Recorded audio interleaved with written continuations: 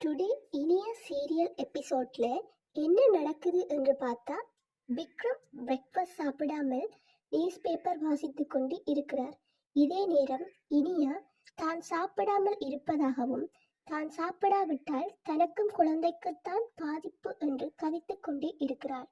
தான் சாப்பிடாவிட்டால் தனக்கு தலை சுற்றலும் மயக்கம் வருவதாகவும் பின் மயங்கி விடுவதாகவும் கூற, பின் குழந்தைக்குத்தான் பாதிப்பு என்று கூறவும் விக்ரம் சாப்பிட செல்கிறார். விக்ரமுக்கு இனியா உணவு பரிமாறிக் கொண்டிருக்கும் போது அதிக சாப்பாடு வைப்பதால் விக்ரம் கோபப்படுகின்றார். பின் கோபத்தை தணிந்ததும் அதன் பின் இனியாவும் சாப்பிடுகிறார். பின் மாயாவும் போலீஸ் ஆபீசரும் சிவனாண்டி கொலை பற்றி கதைத்துக் கொண்டிருக்கிறார்கள்.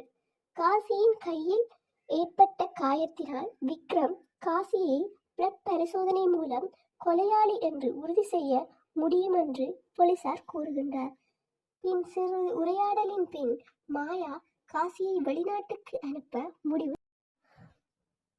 பின் நல்லசிவத்தின் வீட்டிற்கு அவரது நண்பன் குணசீலன் வருகின்றார். குணசீலனின் வைஃப் மருத்துவர் என்பதால் ஜாலினியை செக் பண்ண சொல்லி அமுதா கூறுகின்றார். பின் டாக்டரும் ஜாலினியை செக் பண்ண செல்கின்றார்.